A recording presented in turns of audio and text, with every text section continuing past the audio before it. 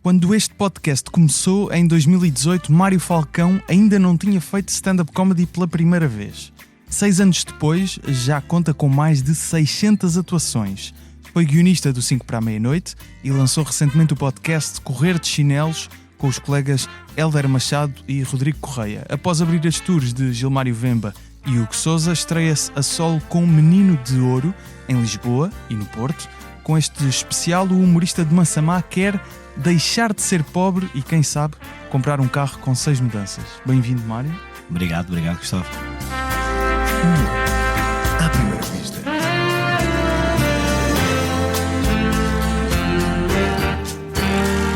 Com Gustavo Carvalho. Quantas horas por dia está online? E quantas vezes já abriu as suas redes sociais hoje? A tecnologia trouxe-nos a vantagem de estarmos mais conectados com o mundo, mas qual o impacto de estarmos sempre ligados? Saiba a resposta a esta e mais questões no Digitalmente, o novo videocast da Vodafone, com Ana Galvão e José Condessa e muitos convidados especiais. Um novo episódio do Digitalmente está disponível todas as semanas no YouTube, Spotify e Apple Podcasts da Vodafone. Together we can. Vodafone. Nós dizemos frequentemente que o circuito em Lisboa tem crescido muito nos últimos anos. Portanto, tu começaste a atuar em 2021, já desde essa altura também já teve um crescimento considerável. Consegues descrever-nos uma semana habitual para ti de atuações? Porque sei que atuas muito em bares, às vezes a fazer de host. Consegues descrever como é que é normalmente uma semana habitual? Trabalho? Sim, muito trabalho, mas olha, antes de mais uma vez obrigado pelo convite. Uma semana normal, vamos dizer assim agora, uma semana de 2025, 2024, não é? Sim. Fazendo só o circuito de Lisboa, tens várias noites, como sabes, mas é começar à terça e acabar ao sábado, ou seja, sendo que ao domingo não sei se existem noites, sou-te sincero. À segunda tenho quase certeza que não existe nenhuma noite, mas tens, começando desde noites de agências como a Kilt, a Discórdia também à quarta, mudando de sítio quase todas as noites, fazias assim, ias àquilo à terça, à quarta à Discórdia, à quinta Comedy Club, sexta vais ao Barrir, se houver, certo, no Barreiro, exatamente, e sábado à Dominus Comedy Club, por exemplo, é uma semana em cheio, praticamente das melhores casas. E é habitual conseguires atuar nessas noites todas numa semana ou vai variando? Ou seja, por semana quantas vezes é que estás a atuar?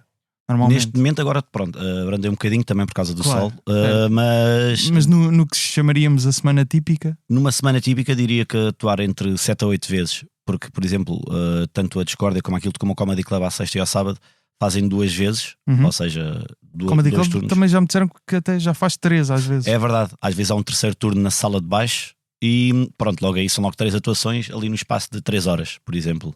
Há uns anos era inimaginável. Eu quando comecei havia o Comedy Club e pouco mais. Pois, é interessante. Como é que era nessa altura? Conseguias atuar às vezes uma vez por semana, talvez? Eu fui meio sortudo, não é? Porque fiquei logo de início no Comedy Club, então acabava por atuar 2, 3 vezes. Ok. Mas sem Comedy Club, por exemplo, eu lembro mês de agosto, mês que não há quase nada para atuares, era muito difícil mesmo. Hoje em dia, mesmo assim, fora estas que eu já disse, tens à volta de aí mais 6, 7 casas onde consegues fazer stand-up durante a semana. E depois ainda há circuitos não necessariamente em Lisboa, mas próximos, ou se quisermos, se eventualmente fores ao Porto, então ainda há também sim. muitas noites. Nesta altura já consegues viver da comédia? Sim, ou seja, eu comecei em 2021, eu na altura ainda tinha um trabalho, como os comuns mortais, não é? Não, mas tinha um trabalho e desde dezembro de 22, na altura quando comecei no 5 para a meia, não, dezembro de 22 não. Desculpa, estou a mentir. Não, mas é em dezembro de 22 que eu deixo de trabalhar, ou seja, começo-me só a dedicar à comédia e depois em setembro neste caso de 2023, também começo com 5 para a meia-noite. Até lá foi mais ou menos um processo de deixar de trabalhar e pronto, para ter algum dinheiro já de parte. Uma fase de transição. Exatamente. Ok. Então, até diria que foi rápido entre começares a fazer comédia e começares a viver da comédia. E sentes que à tua volta já é uma realidade mais frequente? Ou seja, comediantes começaram contigo na altura no Comedy Clubs também já conseguem viver da comédia? Hoje em dia acho que cada vez mais rápido conseguem chegar a esse seja, não ter que ter mais um trabalho Uhum. e dedicarem-se só à comédia, mas sim, mais ou menos a minha geração está a conseguir fazer isso, não ao nível que todos gostávamos, não é? Certo. Mais malta sem ter outro trabalho, mas está muita gente a conseguir. Falava-se muito sempre de uma classe média na comédia, salva aqui a cacofonia, não é? A classe média da comédia, mas é de facto importante que ainda estás a ir para um primeiro solo, mas já conseguires ver da comédia. Como eu disse, aliás, quando este podcast começou, ainda não. Essa realidade era difícil de encontrar. Sim, aliás, ou seja, começou em 2018, dizias tu, não é? Yeah, em 2018. Era bastante diferente, acho eu, a Sim, comédia. sim. Pelo que me dizem, ou seja, a malta que cá estava antes era bastante diferente. Claro. E sim, muita dessa malta que eu mudou, muitos deles estão no Comedy Certo. Club comigo, me diz que, ou seja, isto há uns anos era impensável, tipo, estar a viver só da comédia sem ser já um nome muito grande. Uhum. Pá, isso eu acho que é um ótimo sinal. É sinal tipo, Claro. há o circuito de Lisboa, o circuito do Porto, que nos permite a quem ainda, como tu disseste, classe média, viver disto. Qual é que é o ímpeto que tens para começar a fazer stand-up? Então, eu comecei a fazer stand-up, neste caso, ou seja, em 2021. A ideia era começar antes, mas entrou a pandemia. O ímpeto foi uma. Pá, eu já via muito stand-up e gostava mesmo de comédia desde miudinho. O único autógrafo que eu tenho na vida é do Herman, pedi para aí com 7 anos. Lembro na altura, fui ver ao vivo com os meus pais. Eu gostava imenso de comédia, diziam que eu tinha jeito para eu tentar. E na altura foi o mais namorado a ter acabado comigo. E eu fui tipo, meio que tipo, ou seja, não tenho. Via meio como se calhar ela não me prendeu nunca, coitada da rapariga. Mas eu tinha medo de envergonhar, eu acho que era mais por isso. E agora foi tipo, agora estou por mim, posso fazer isto. E fui fazer. E depois foi como comecei a ver muito stand-up no YouTube e tudo mais, para me inteirar do que é que. E pensei, eu consigo fazer. Comecei a ver ao vivo e então comecei a fazer. Então passaste a pandemia a escrever texto? Eu passei a pandemia a gravar vídeos que estavam no Instagram. Felizmente eu já tirei porque eram péssimos. Já arquivaste. Não sei porque é que as pessoas davam like naquilo, coitadas. Olha, eu tenho certeza que alguns vão estar agora no meu espetáculo. Tenho muito que lhes agradecer pelo suporte dado. A eles e à ex-namorado. A eles é a minha ex-namorada.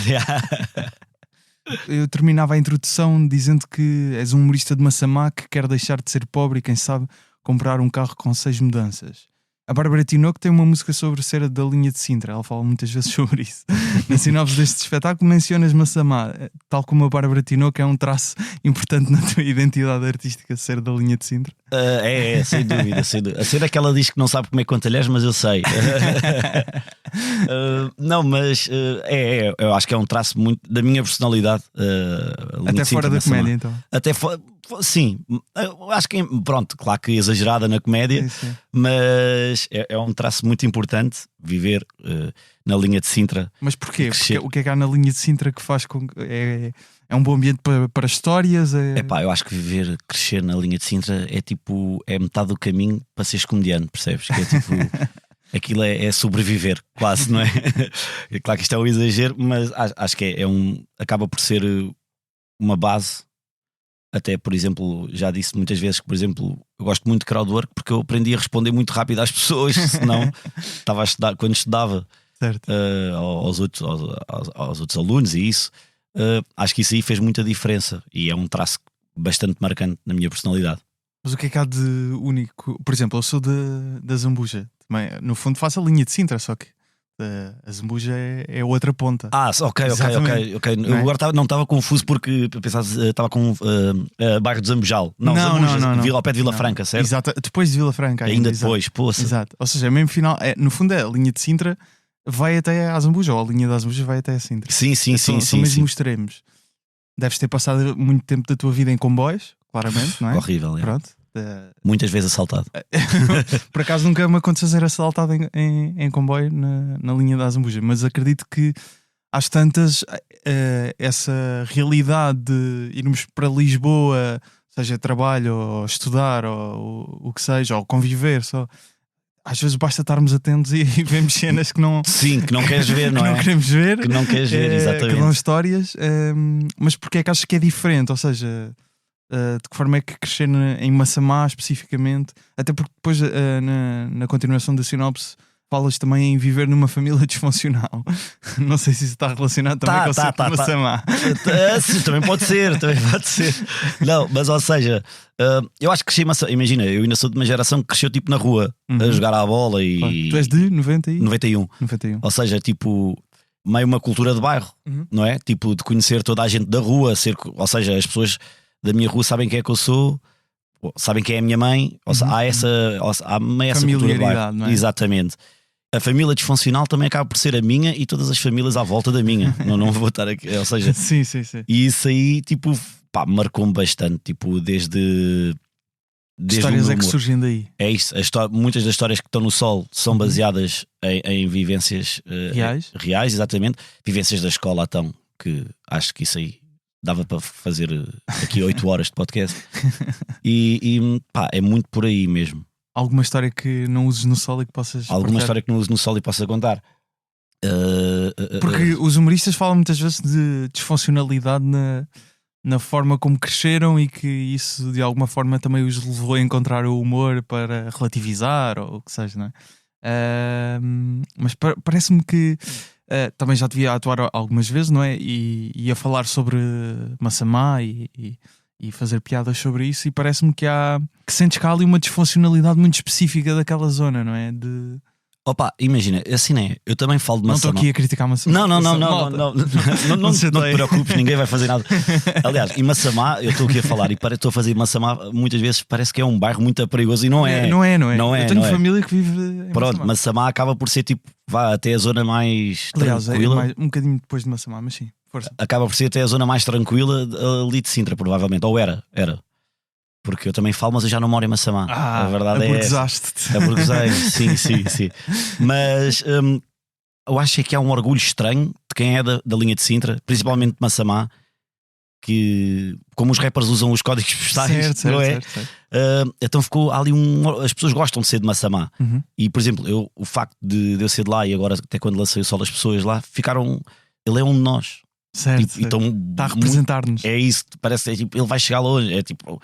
Então ali há um apoio muito grande a quem estás a ver? É filho do bairro. Exatamente. Eu nem quero ser tipo, mas por exemplo, o Pedro Passos Coelho, eu não tenho a certeza se havia muita gente em Massamá que votava nele, mas havia muita gente orgulhosa porque ele era de lá. Estás a ver? Claro. Fala-se muito, às vezes, na quantidade de betos que existe no humor. Okay. Tu podes ser considerado um oposto de um beto, não sei. Também falas um bocado disso na. Sim, eu acho que sou o oposto de um beto. Não sei se queres dizer Mitra, Xunga, pode... não, também não. Porto Guna. Sim. Mas achas que estão a aparecer mais comediantes Mitras, no fundo, ou Gunas? Ou Xungas? Sinto que isto aqui é para mim e para o João Pedro Pereira. Que também já veio este podcast. Exatamente. Sim, mas acho que cada vez mais começa a aparecer, porque, ou seja, eu acho que Beto ou não, atenção, há muita gente no humor com muita qualidade. Não, claro, isso não está em causa. Exato. E acho que cada vez mais a linguagem que começa a aparecer dentro do humor, sim, acaba por ser uma linguagem mais, não é bairrista, mas da rua, de não tão correta. Mas já havia, acho eu. Sim, ou não? sim. Acabava por haver também. Sim, alguns fenómenos. Acho que isso também foi um mito que se criou à volta da comédia, que é só de betos. Sim. Acho que criou-se um mito disso, que não é. Aliás, verdade. nós pensámos num das grandes figuras do humor que não é todo beto, é o Fernando Rocha. Exatamente, era o que eu estava agora a pensar nisso. Tipo, Fernando, sim. O Rocha não é nada beto. Sim. Mas podemos considerar que eu sou o oposto então de beto.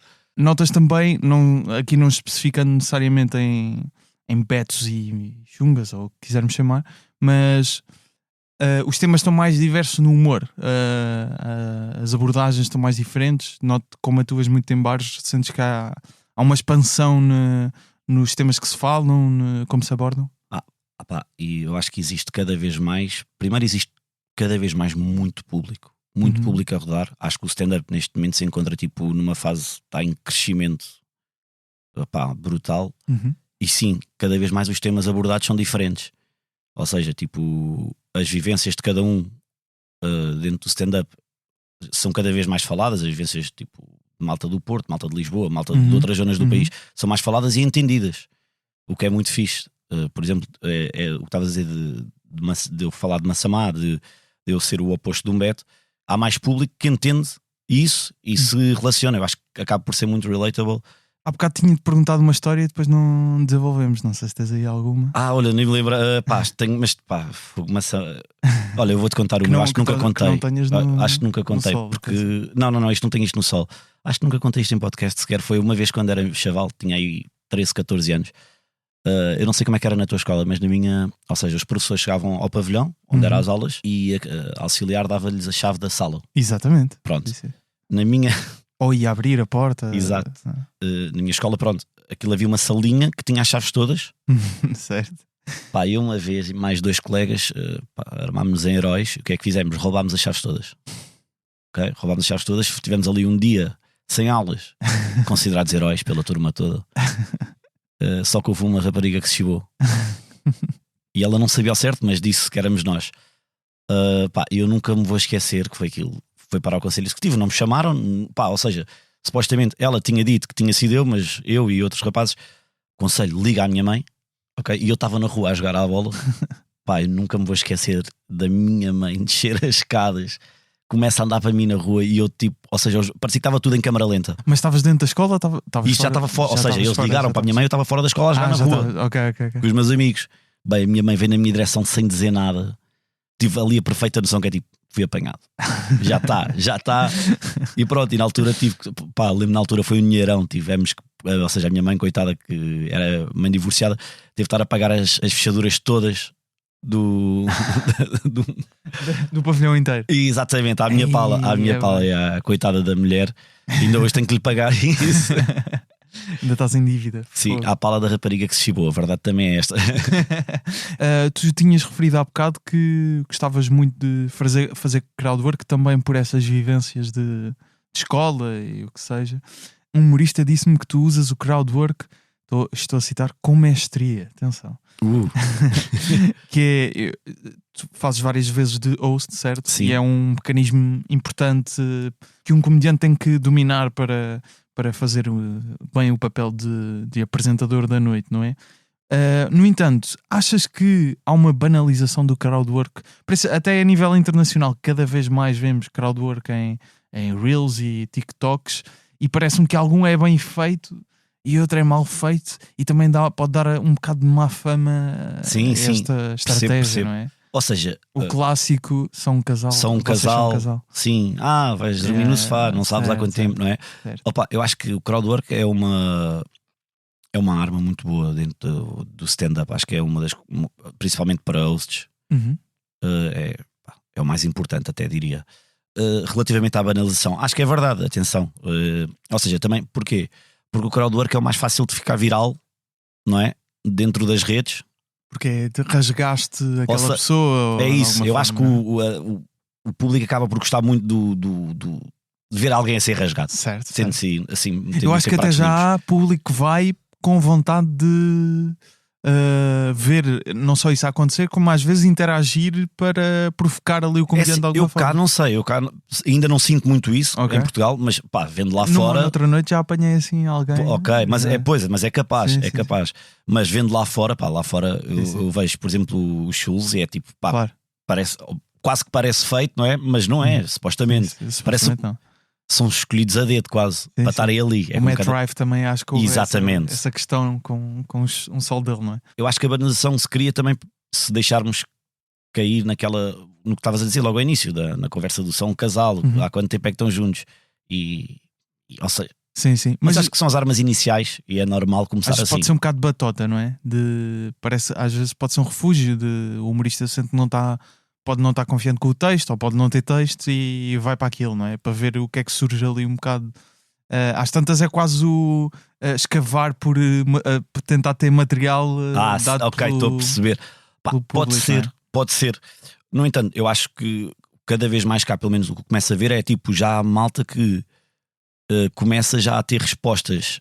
E atenção, eu acho isto muito bem. Acho preparadas, ou seja, levam o crowdwork tipo... que eu também tento fazer isso, que é levam a pessoa para a resposta que querem. Isso para mim é muito bem feito. É muito bem feito. Sim.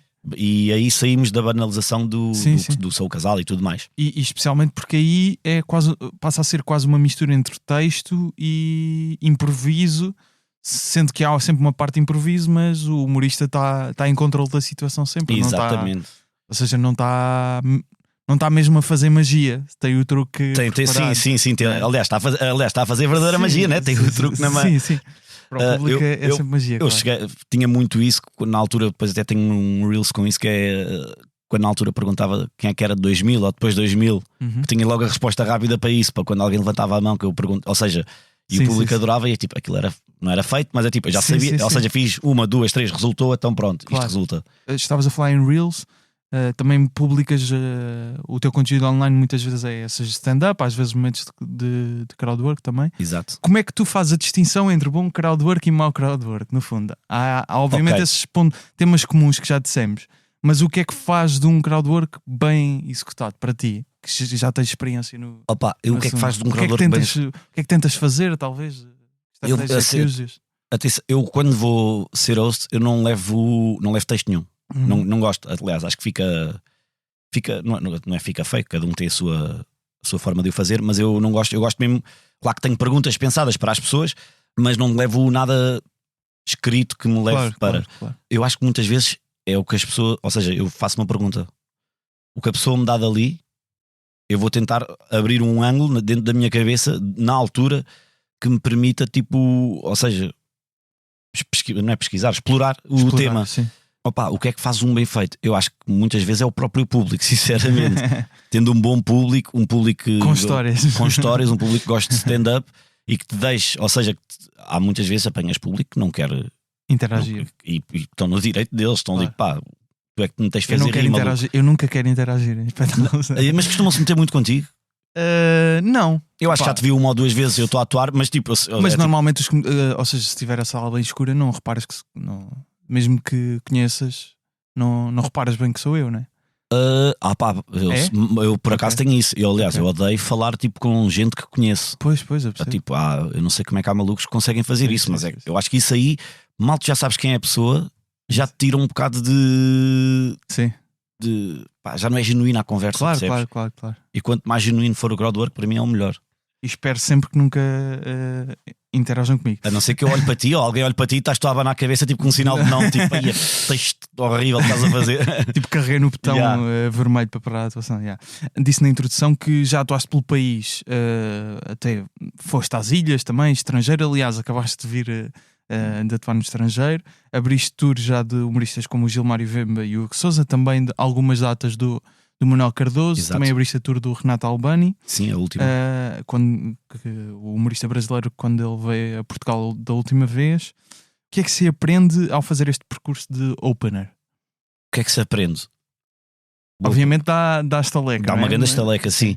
Imagina, a primeira coisa que eu acho que aprendi é ser meio generalista. Muitas das coisas que tento abordar. E é assim, quando eu vou fazer uma abertura, eu tento sempre deixar o público ao melhor para o comediante. O mais quente possível. Quente possível, não é? Para quem vem a seguir. Muitas vezes, por exemplo, agora até mais na última tour do Hugo, até apostei mais nos 5, 6 primeiros minutos a fazer crowdwork. Ok? Porque eu tinha ideia que o crowdwork em teatro não funcionava, mas não. É precisamente o Porquê contrário. Que tinhas essa ideia? Tinha a ideia porque imagina, estás muito longe do... Ou seja, a última pessoa está muito longe da primeira fila, vamos dizer assim, não é? Mas repete-se o que a pessoa diz no microfone. E aliás, olha, há bocado falavas aí bem de pessoas que vão já predispostas para crowdwork. Sinto que isso acontece muito mais em teatros do que em bar. Se calhar talvez. Agora que me lembrei disso, com o Hugo e com o Gilmário aprendi, ou seja, que tive uma relação mais constante, aprendi bastante. Aprendi tipo, desde as pausas que se deve fazer tipo, em teatro, que são bastante diferentes das de bar. O modo de entrega em teatro, que é bastante diferente de um bar. Tipo, teus 12 minutos que levas de bar para um teatro não são os mesmos 12, porque é tudo diferente. Desde as pausas que tens que fazer, desde os aplausos, desde os risos, todos os timings são muito diferentes. Então ou seja, acho que aprendes a coordenar muito melhor o teu tempo em palco de teatro. Acho que isso é a principal diferença. Ou seja, é mais pausada em teatro. Há mais pausas, há mais... Ou seja, os 15 minutos que tu fazes num bar não são... Provavelmente são 20. Ok. E isso aí, as primeiras datas que eu faço até são com o Gilmário, e eu ficava sempre meio... chateado comigo, que é tipo, pá, não consegui fazer o texto todo. E depois até chegou o seu Gilmário que me disse: não consegues fazer o texto todo porque o público aqui tem maior reação, então não tens tempo, ou seja, o cronómetro está a contar e é normal que não tenhas tanto tempo. Depois agora com o Hugo é que fazia mais tempo, fazia à volta de 15 na altura, e pronto, já dividi, e era tipo, ou seja, eu tinha mais ou menos 2, 3 saídas sempre por set, que é tipo, se este aqui entrar muito bem, sai já neste, se este não entrar bem, dava para coordenar bué da bem o tempo. Deu-me principalmente esse tipo Quantas de noção. datas é que fizeste de opener com eles? Tens noção? Porque com eles percorreste mesmo o país, não é? Sim. Foste até lá fora. Chegámos a ir lá fora com o Hugo, neste caso fomos a Andorra. Com o Hugo fiz, ou seja, eu não tenho a certeza, porque eu também já abri outras 2 tours, não todas, mas neste caso, ou seja, abaixo de Coimbra fiquei eu, acima era o Fakir. Mas juntando todas, ou seja, dos dois, neste caso do Gilmário e do Hugo, diria que já quase à volta de 80 datas. E sentes depois se calhar até podes ter algum tipo de reação nas redes sociais de vais lá e conquistaste público para ti? Sinto. Sente-se muito.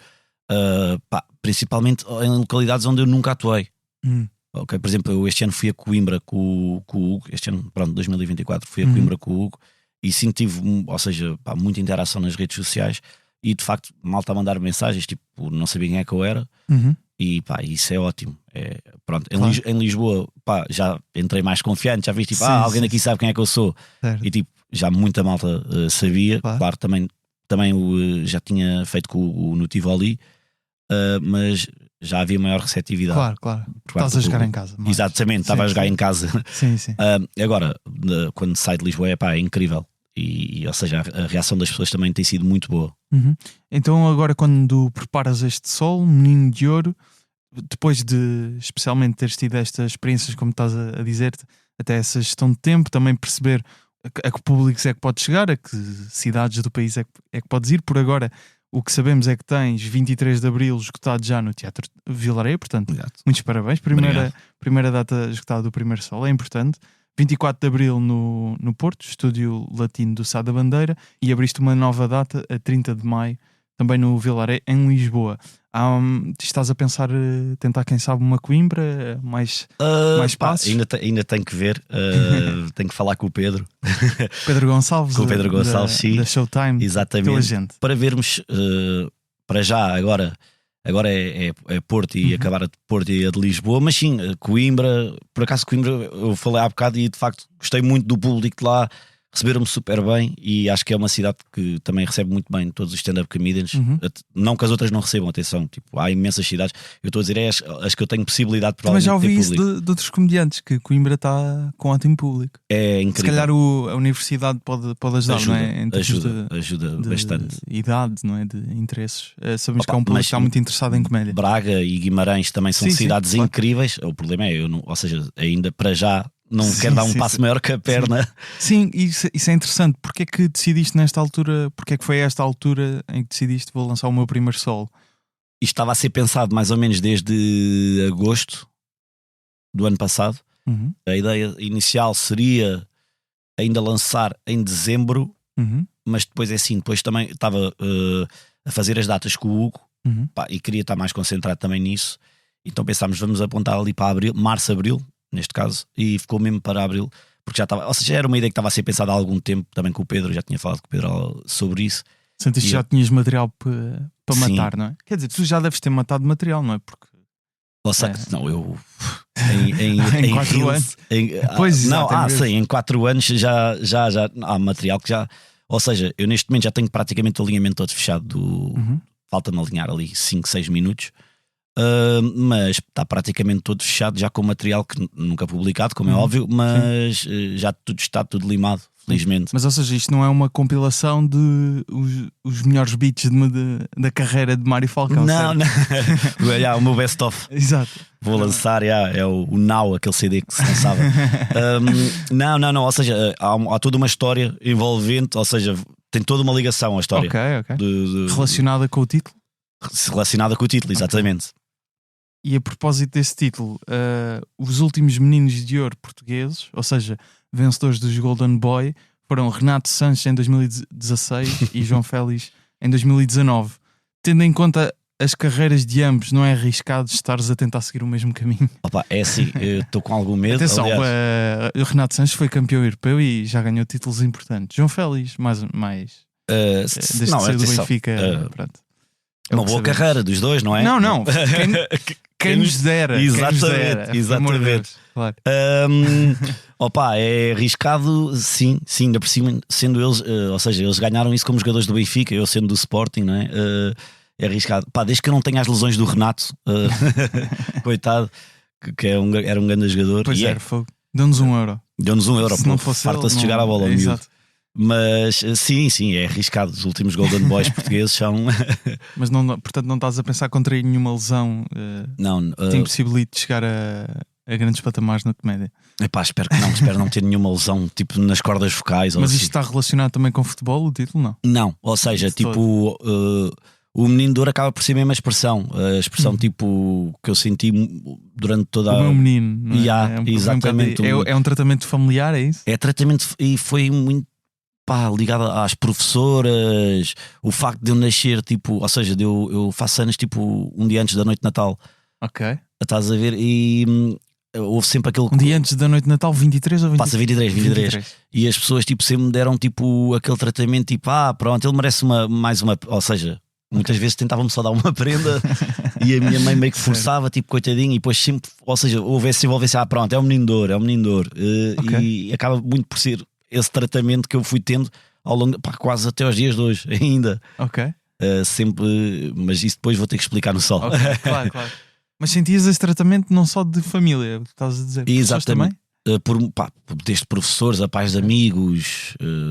As pessoas gostavam de ti, então é positivo ser tratado como menino. Sim. Okay. Não, ou seja, é de todo uma coisa boa, nunca foi uma coisa má. Certo. O conteúdo que colocas nas redes sociais, como eu estava a dizer, é especialmente beats de stand-up.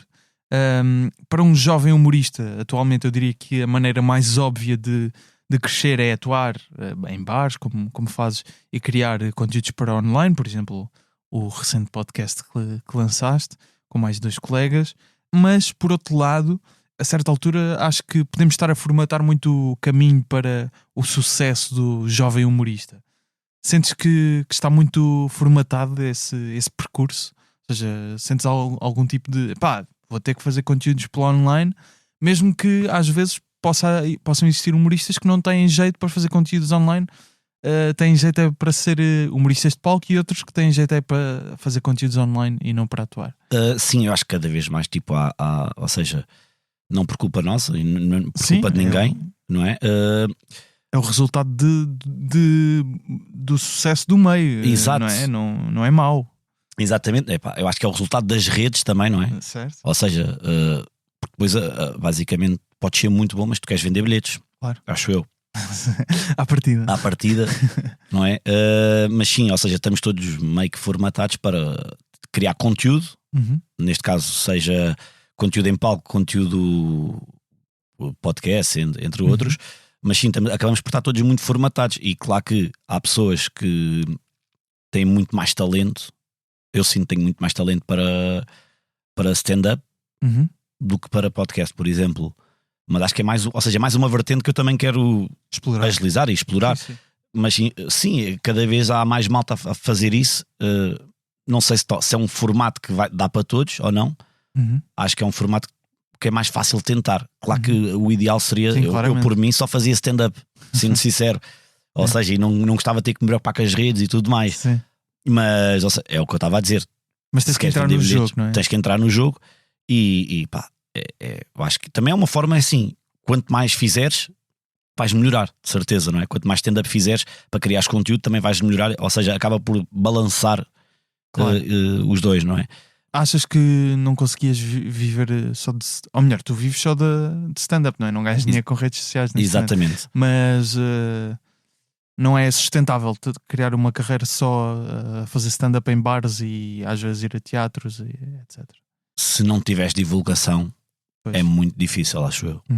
Porque as pessoas acabam por querer ver, ou seja, tens os teus canais, não é? De divulgação. Se tu não tiveres os teus canais com conteúdo, com a ser atualizados constantemente. Eu acho que as pessoas acabas por cair no esquecimento, que eu acho que hoje em dia é isto que acontece. Se ao fim de 1, 2 semanas não publicas nada, as pessoas deixam de seguir ou querem novidades. Deixas de aparecer. Deixas de aparecer, o algoritmo feed, não, exatamente. Por isso acho infelizmente bastante difícil. Pode limitar às vezes criativamente essa questão de está tudo a ir. Isto não é uma crítica, não é? Eu faço um podcast, mas está tudo a ir para podcast, está tudo a ir para reels de stand-up, o que é bom. Eu acho que ainda há muito público que ainda não encontrou esse conteúdo e, portanto, vai encontrar, e vai encontrar humoristas novos por causa disso. Mas poderia existir mais uma maior diversidade de percursos para o sucesso na comédia, ou seja, não é? Acho que, mas parece-me que também é uma questão de tempo de o meio crescer para esses caminhos poderem existir, não é? Sim, eu acho, ou seja, mas eu acho que infelizmente ou felizmente, nem sei, mas para a profissionalização, não é? Vais ter que estar sempre presente, porque podes só fazer o circuito de bares, vamos dizer assim, fazes só o circuito de bares, Lisboa e Porto. Não sei até que ponto é que, tipo, a nível financeiro acaba por render, acaba por conseguir só viver disso, para já. Uhum. Tens que ser visto para seres contratado para empresas, seres contratado por câmaras, e isso aí acho que também é o caminho. Tu sentes que isso acontece por publicares nas redes, vais tendo convites para os chamados empresariais? Sim. E isso aí é o que nos ajuda bastante, acho eu. Claro, financeiramente é um. Exatamente, ou seja, eu acho que o que vai acabar por se criar há de ser o que falámos logo ao início do podcast, que foi a classe média da comédia. Certo. Acho que vai começar a haver isso, o que é bom. Acho que é formidável, porque, ou seja, antes havia tipo malta que tinha muitos espetáculos, e havia a malta também que queria atuar e não atuava tanto e não recebia tanto. E acho que agora está-se a criar, ou seja, esta minha geração, a que começou ali durante a pandemia, acho que está a criar esse espaço no meio. Dissemos há pouco, és agenciado pela Showtime. Exato. Do Pedro Gonçalves, que agencia os humoristas Gilmário Vemba, Sousa, Rui Sinal de Cordes e Dagu. No que é que ajuda a ter uma agência, especialmente no início de carreira? Primeiro, neste caso, estar agenciado. Sim, que eu tenho, não és dono. Não sou dono, não, isso é o Pedro. Ajuda-me principalmente a saber qual é o meu posicionamento, onde é que eu devo estar, com quem é que devo, ou seja, o meu posicionamento a nível de mercado, não é? Para que público é que falas? Não? Exatamente. Ajuda também, depois em termos de produção é incrível. O Pedro é uma máquina, não é? A mim ajuda-me pessoalmente em estar em contacto com o Hugo, que o Hugo e o Gilmário, que são como irmãos para mim, uns irmãos mais velhos que me aconselharam muito. O Rui também me aconselha. O Daniel, que também está numa fase, apesar o Dago. Apesar de estar numa fase inicial, ou seja, estamos os dois mais ou menos na mesma fase, mas tem muita experiência dentro do mundo do espetáculo. E dá-te um conhecimento incrível. O Daniel é um gajo incrível, gosto muito dele e a agência ajuda bastante nessa parte, acho eu. Vamos ter que ver se entretanto abres mais datas, mas por agora não se esqueçam que Lisboa e Porto ainda estão abertas. Lisboa 30 de maio e 24 de abril no Porto, certo? Exatamente. Vai ser a primeira vez de Mário Falcão, menino de ouro, a fazer uma hora e qualquer coisa de texto, não é? Uma hora, vamos apontar. E depois calculo que vais lançar para YouTube? Sim. O espetáculo, mas vão ver ao vivo, é uma experiência diferente. Primeiro vão ver ao vivo, se faz favor. Depois vejam no YouTube também. Claro, para contar. E se quiserem vão ver ao Porto e a Lisboa também. Façam as duas. Claro. Já falámos dele até aqui no podcast, o Andrew Schulz, quando mencionámos a banalização do crowdwork. Isto parece um termo quase desrespeitoso. Não, mas quase de investigação universitária. Parece que há uma tese de mestrado sobre isso. Sim. Sobre a banalização do crowdwork e a sua biodiversidade. Sim, mas o Andrew Schulz também tem altas qualidades nesse género. Aliás, lançou recentemente um novo solo disponível na Netflix desde 4 de março, que se chama Life. E tu escolheste aqui um excerto de stand-up dele disponível no YouTube sobre a desigualdade de género não ser assim tão má. Por favor, deem-nos tempo para explicar. Ele vai explicar. Mário, porque é que escolheste este excerto? Olha, escolhi... porque é o Andrew Schulz também. Pois é isso. Eu era para para te enviar, nem era Andrew Schulz, mas depois pensei, vai o Andrew. Porque isto foi o primeiro beat que eu vi dele na altura, e ou seja, eu lembro-me que na altura eu via muito stand-up tipo na internet, Claro. mas até eu costumei sempre ver muito mais stand-up brasileiro do que norte-americano. Sim, sempre. Interessante. Ou seja, quando comecei a fazer, eu inspirei-me. Já havia algum português, claro, mas eu inspirei-me muito no stand-up brasileiro, no Afonso, Afonso Padilha? no Afonso Padilha, assim, no Renato. Ou seja, Que fixe, então depois de teres aberto a tour dele. exatamente. Mas pensa, pá, e depois eu quando vejo o Andrew Schulz e vejo, ou seja, na altura vejo este vamos agora mostrar Certo, este beat. este shirt. Vamos ouvir no final. Exatamente. E depois comecei a ver sets de crowdwork dele e fiquei tipo, este gajo é incrível. Eu nunca tinha ouvido falar dele. Sim. E hoje em dia vejo as cenas dele e adoro.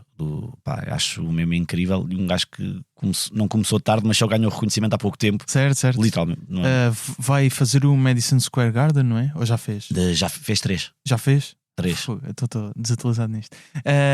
Mas Sim, no outro dia estava a ler uma cena sobre acho que a timeline era até a série do Seinfeld.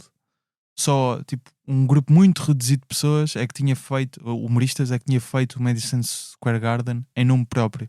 E desde então, desde o fim de Seinfeld, que é 98, acho eu, Sim. acho que acaba em 98, já foram tipo 20.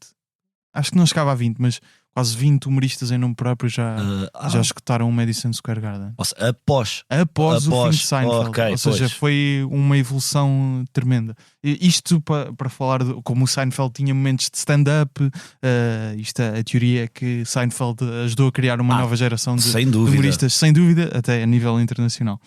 Então já vamos ouvir esse beat do Andrew Schulz, mas já agora queria explorar essa questão do stand-up brasileiro. Porquê é que tiveste uma ligação com o stand-up brasileiro? Ora, eu quando comecei a ver mais stand-up, eu já vejo mesmo desde muito miúdo stand-up. Ou seja, lembro-me de ver o Levanta-te e Ri, Claro. todo esse processo inicial.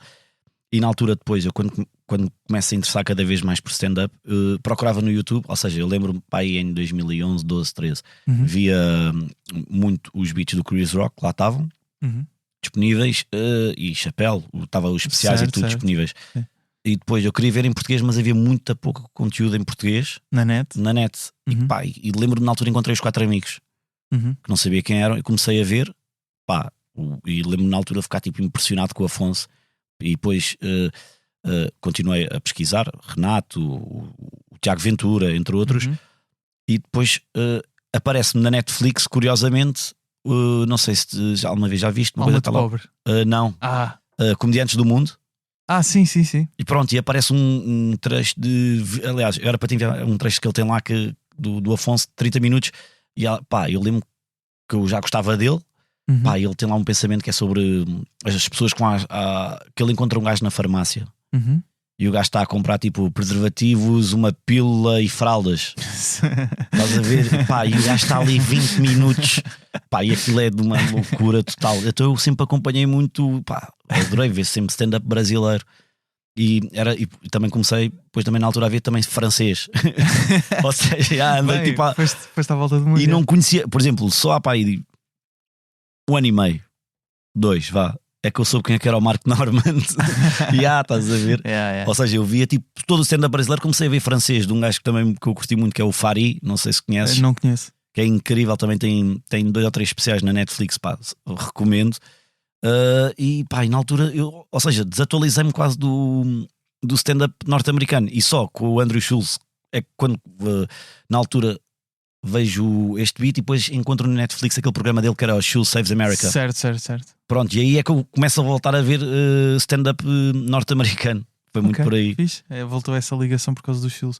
E sentes uma diferença muito grande entre stand-up brasileiro e português? Ou seja, de alguma forma, quando começas a fazer stand-up, estavas mais próximo do brasileiro do que do português? Eu acho que ainda hoje, ou seja, o meu stand-up aproxima-se mais do... Calma, não estou a dizer de nível, não é nada disso. Sim. Acho que se aproxima mais em termos de estilo, não é? De estilo da comédia brasileira. Isso é interessante. Porque eu acho que eles vieram trazer uma... São muito diferentes. A velocidade com que eles metem tipo piadas é surreal. Eu vi agora o último solo do Afonso na aula magna, é surreal. E acho que, felizmente, eu acho que felizmente em Portugal estamos a adaptar os nossos solos também, estão a ficar, não é parecidos, mas, ou seja, com a mesma ideia, com a mesma gênese de uma cadência muito grande, uma cadência de piadas. enorme de piadas. Pá, eu acho isso ótimo, Sinto que a minha cadência vai mais de encontro ao stand-up brasileiro do que ao nosso, na verdade. Mas o nosso também tem estado incrível. Estes últimos 3-4 anos, a evolução que se viu, eu acho que é de todos os níveis, ou seja, da classe média, Claro. ou seja, há quem já cá estava há mais tempo, pá, está cada vez Também melhor. está a ser influenciado por essa nova geração. Exatamente, a malta que ninguém conhecia, já cá estava há muito tempo, pá, malta que atuava comigo no Comedy Club, mais velha que eu, pá, estão cada vez melhores, é incrível. Isso é interessante, essa relação com o stand-up brasileiro que tens, não fazia ideia. É muito sim, fixe. sou mesmo fã. Cada vez mais também temos muitos humoristas, até bastantes com a Showtime. Exatamente. Diria que se calhar até a maioria. A maioria. Não tenho contas exatas, mas vem a Portugal atuar. Deste o caso do Afonso Padilha, tivemos o Rafinha Bastos também recentemente. Sim, o Léo Lins. E teremos Bruna. mais. E teremos mais, não é? Exatamente, vamos ter Acho que- mais uns nomes que Exato. agora não convém dizer. Exato. Mário, muito obrigado por Obrigado, eu, teres Gustavo. vindo ao Humor à Primeira Vista. Muito boa sorte para o Menino de Ouro. E vamos terminar, obviamente, com o beat do Andrew Schulz. Obrigada. O Mário Falcão está no Instagram em Mário R. Falcão. O Humor à Primeira Vista em humoraprimeiravista.podcast, com excertos em vídeo do episódio. As fotografias do episódio são da Matilde Fiecchi, a fotografia do logótipo é do José Fernandes, com design do Tiago Pereira Santos. A voz do genérico é do Tiago Filipe, o Rui Mirama está no apoio à produção. Eu sou o Gustavo Carvalho, estou no Instagram, Twitter e TikTok em Gustavo Rito Carvalho a falar sobre comédia. O Humor à Primeira Vista volta na próxima terça-feira. Obrigado, Mário. Obrigado eu mais uma vez, Gustavo. There's no nuance anymore. Nothing's all good, nothing's all bad. Right? Like there's a lot of countries in the world that treat women like shit. That's fucked up. But they got the best food.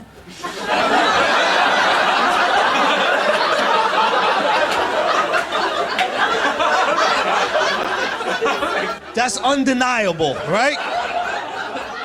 The more a country's like, stay in the kitchen, the better the food comes out of the kitchen, right? It does. It comes out more delicious that way. Have you ever eaten food from a country where the women are equal? Oh, get the fuck. Get it away. Get away. What is that? Equality cuisine? Move it. Move it. Move. Nobody in this room has ever said, you know what we should do for dinner tonight? Canadian. Never been said. Never once.